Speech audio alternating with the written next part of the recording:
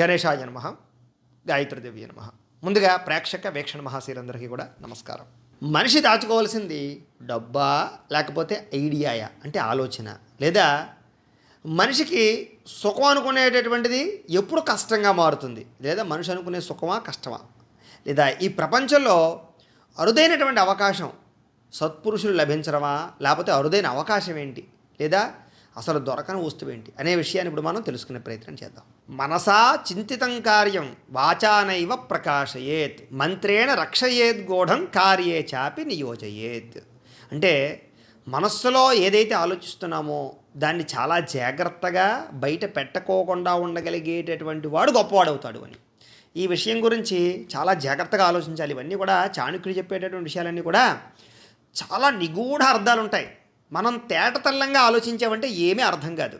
ఏమండి మనసులో ఉండే భావం బయట పెట్టకపోతే ఎవరు తెలుస్తుందండి, మనం ఏం ఆలోచించుకున్నాం చెప్పాలి కదండి అనుకోవచ్చు. కానీ ఇది చెప్తున్నటువంటిది దేనికి సంబంధించయ్యా అంటే కనుక మనసా చింతితం కార్యం వాచైనైవ ప్రకాశయేత్ మంత్రేణ రక్షయేత్ గూఢం కార్యే చాపి నియోజయేత్. అంటే కొన్ని నిర్ణయాలు తీసుకుంటాం మనం జీవితంలో, చాలా గొప్ప నిర్ణయాలు, చాలా పెద్ద నిర్ణయాలు. దీన్ని నిర్ణయం అనొచ్చు, లేదా ఆలోచన అవ్వచ్చు, లేదా ఐడియా అవ్వచ్చు. అంటే మనం కొన్ని ఐడియాలు, కొన్ని నిర్ణయాలు తీసుకుని దాన్ని అమలు చేయడానికి ప్రయత్నం చేస్తూ ఉంటాం.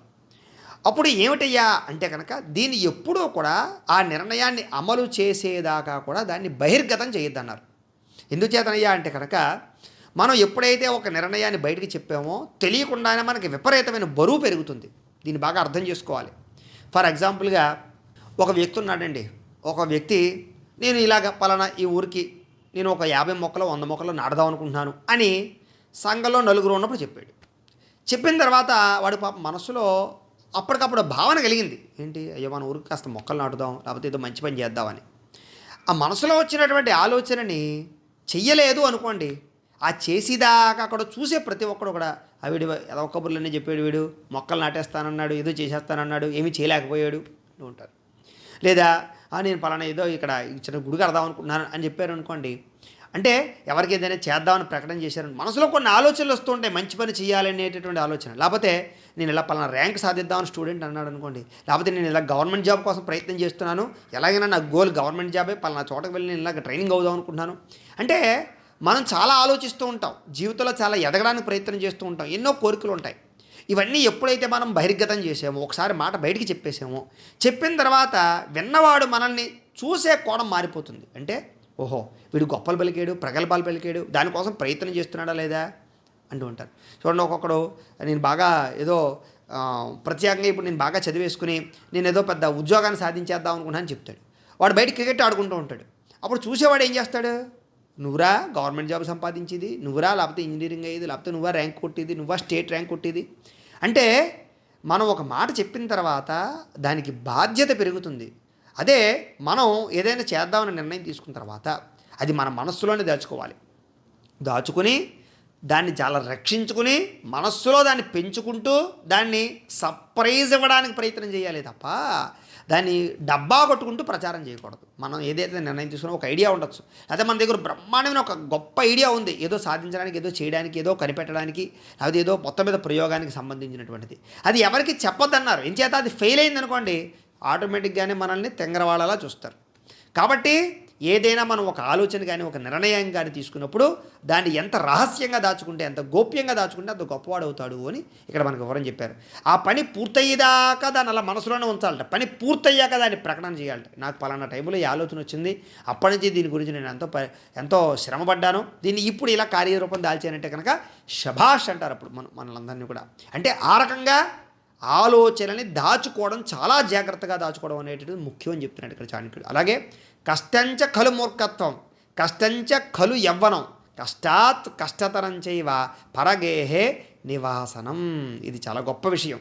ఏమిటయ్యా అంటే కనుక సాధారణంగా కష్టం అంటే ఏమిటి, సుఖం అంటే ఏంటి అంటే కడుపు నిండా తిని హాయిగా పడుకోవడం, జులాయిగా తిరగడం, ఇష్టం వచ్చిన సినిమాలు చూస్తూ ఉండడం, లేదా ఇష్టం వచ్చిన చోట్ల కూర్చుని బాతాకాన్ని చెప్తూ ఉండడం, ఏ పని పాట లేకుండా, ఏ టెన్షన్లు లేకుండా, ఏ బాధ్యతగా లేకుండా జీవించడం, ఇదే సుఖము అనుకునే వాళ్ళు చాలామంది ఉంటారు. కానీ ఇక్కడ అదే చెప్తున్నాడు, కష్టంచ ఖలు మూర్ఖత్వం కష్టంచ ఖలు యవ్వనం కష్టాత్ కష్టతరం చైవ పరగేహే నివాసనం. అంటే దీన్ని చాలా జాగ్రత్తగా అర్థం చేసుకోవాలి. చాలా గొప్ప శ్లోకం ఇది. మూర్ఖత్వంగా ఉండడం, అల్లరి చిల్లరిగా తిరగడం, యవ్వనాన్ని వృధా చేసుకోవడం, ఇవిట చాలా పెద్ద కష్టాలట. మన జీవితంలో కష్టం అంటే ఏమిటి అంటే ఇవి చాలా పెద్ద కష్టాలు. వీటికంటే ఇంకా దారుణమైనటువంటి పరిస్థితి కష్టం అంటే ఏంటి అంటే కనుక ఇతరుల ఇంట్లో ఉంటూ తిండి తినడం, అంటే ఎవరో దయాదాక్షిణ్యం మీద బతకడం అనమాట. ఇది కష్టాలలోకెల్లా అతి కష్టమైన పని అని చెప్పారు. అయితే ఏమండి ఇవన్నీ కూడా కష్టం అంటే ఏంటి, ఇవన్నీ కూడా కష్టమని మీరెందుకు చెప్తున్నారు, ఎలా అర్థం చేసుకోవాలి, చాణక్యుడు ఎందుకు ఇలా చెప్పాడు అంటే కనుక మూర్ఖత్వంగా ఉండడం కష్టం ఏంటండి, అల్లరి చిల్లరగా తిరగడం కష్టం ఏంటండి, సుఖమే కదా, ఎవరాన్ని వృధా చేసుకోవడం అనేటటువంటి దాని గురించి మనం మాట్లాడదాం. అంటే కష్టాలు ఎలా అవుతున్నాయి ఇవన్నీ అనే విషయాన్ని మనం అర్థం చేసుకున్నట్లయితే కనుక సాధారణంగా జీవితంలో మనకి అంటే మన జీవితం పాడు చేసుకుంటూ అంటే మనల్ని మనం కాల్చుకుంటూ మన సుఖాన్ని అనుభవిస్తున్నాం తప్ప ఇక్కడ ఈ పరిణామ ప్రక్రియలో మనం మూర్ఖత్వంగా ఉండడం వల్ల కానీ, అల్లరి చిల్లరగా తిరగడం వల్ల కానీ, యవ్వనాన్ని వృధా చేసుకోవడం వల్ల కానీ, బాధ్యత అరాహిత్యం వల్ల కానీ, ఇతరుల ఇంట్లో పడి తినడం వల్ల కానీ మన జీవితంలో మనం ఎక్కడా కూడా ఎదగటం లేదు. మనం ఎక్కడ పేరు సంపాదించుకోవటం లేదు, డబ్బు సంపాదించుకోవటం లేదు, స్థిరత్వం సంపాదించుకోవటం లేదు, జీవితంలో ఎదగటం లేదు. అంటే ఇదంతా మనం టైం పాస్ చేస్తున్నాం, కాలక్షేపాన్ని చేస్తున్నాం. అంటే మన జీవితంలో భగవంతుడు మనకి ఇచ్చినటువంటి సమయాన్ని మనం కాల్ చేసుకుంటూ ఉన్నాం. అంటే మన జీవితాన్ని మనమే నాశనం చేసుకుంటూ ఉన్నాం అన్నమాట. అంటే ఇవన్నీ సుఖంగా కనిపించే అతి కష్టాలు భవిష్యత్తులో మనకి కష్టతరంగా మారే పరిస్థితులు. అంటే పైకి చూడడానికి ఇవన్నీ కూడా జులాయిగా తిరగడం అంతా కూడా సుఖంగా ఉన్నా కూడా అది మనల్ని మనం పాడు చేసుకోవడం లాంటిది అని. అంటే ఇది సింపుల్గా అర్థం అవ్వాలంటే వ్యసనం లాంటిది. అంటే కొంతమంది చూడండి మద్యం సేవిస్తారు, తాగడం చాలా సుఖం అనుకుంటారు, కానీ అది తెలియకుండా జరిగేటటువంటి నష్టం అది పెద్ద కష్టం కదా. అలాగే ఏమిటయ్యా అంటే కనుక అది అనుభవించేటప్పుడు సుఖం, అనుభవించిన తర్వాత అది మన జీవితంలో నిజమైనటువంటి దుఃఖం. అలాగే శైలేన మాణిక్యం మౌక్తినం నగజే గజే సాధవో నహి సర్వత్ర చందనం నవనేవనే. అంటే దీని అర్థం ఏంటయ్యా అంటే కనుక పర్వతాల్లో మాణిక్యాలు బ్రహ్మాండంగా, అంటే కొన్ని పర్వతాల్లో అయితే మాణిక్యాలు లభిస్తాయి, ఒక్కొక్క చోట మాణిక్యాలు లభించవు. కానీ ప్రతి పర్వతంలోనూ మాణిక్యాలు లభించవు, కొన్ని పర్వతాల్లో మాత్రమే మాణిక్యాలు లభిస్తాయి. అలాగే ప్రతి ఏనుగులోనూ ముత్యాలు ఉండవు. అంటే ఇక్కడ మళ్ళీ ఏమంటే ఏనుగులో ముత్యాలు ఉండడం ఏంటండి అని మనకు అనుమానం వస్తుంది. అంటే పూర్వకాలంలో కవులందరూ కూడా దీనికి సంబంధించినటువంటి వర్ణాలన్నీ కూడా దీనికి సంబంధించినటువంటి కావ్యాల్లో గజాసుడికి ఇక్కడ మామూలుగా ముత్యం ఉంటుంది అని చెప్పేసి దానికి వర్ణనలు అవి ఉన్నాయి. అయితే ప్రస్తుత కాలంలో ముత్యాలు దొరుకుతాయా లేవా అనేటటువంటి విషయాన్ని పక్కన పెడితే పూర్వీకులు వర్ణించారు అంటే దాంట్లో ఏదో అర్థం ఉండాలి. అది పక్కన పెడితే ప్రతి గజంలోనూ కూడా ముత్యం దొరకదు. అలాగే ప్రతి అరణ్యంలోనూ మంచి గంధపు చెట్లు ఉండవు. అరణ్యాలు చాలా ఉంటాయి, అన్నిట్లోనూ గంధం చెట్లు ఉంటాయి. అలాగే మనుషుల్లో కూడా సత్పురుషులు అన్ని చోట్ల ఉండరు. కాబట్టి ఒకవేళ సత్పురుషుడు కనుక మనకు దొరికితే వాడంత అదృష్టము లేడు అని అర్థం.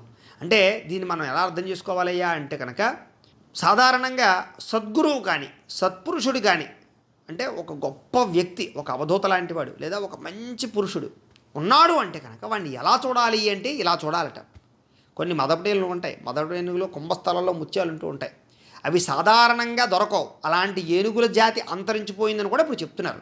అయితే ప్రస్తుతం ఇప్పుడున్నటువంటి ఏనుగుల్లో ఈ మదపటి ఏనుగుల్లో కుంభస్థలంలో ముత్యాలు ఉన్నాయా ఇవన్నీ దాని గురించి మళ్ళీ చర్చ అనవసరం. కానీ అలాంటి ముత్యం దొరకడం ఎంత కష్టమో, అంటే అంత అరుదు అనమాట.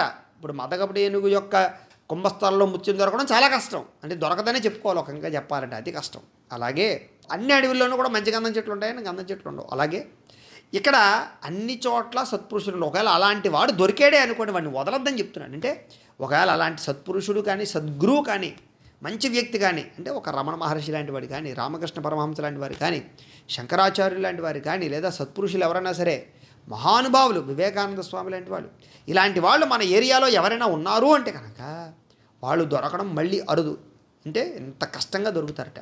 కాబట్టి వాళ్ళని ఎట్టి పరిస్థితులను వదలద్దని చెప్పాడు, వాళ్ళని రక్షించమని చెప్పాడు. అంటే అలాంటి వాళ్ళతో సహవాసం చేయమని చెప్పాడు. చూడండి ఎంత గొప్ప విషయాలు చెప్పాడు.